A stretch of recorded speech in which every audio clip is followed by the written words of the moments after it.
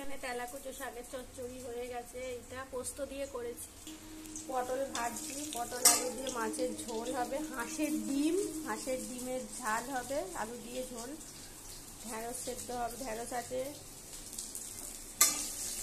কত কিছু রান্না হচ্ছে। সব মশলা সিলে বেটে নিয়েছি, টমেটো আদা রসুনটা এতে বেটেছি, শুকনো লঙ্কা জিরে সব আমি সিলে বেটেছি।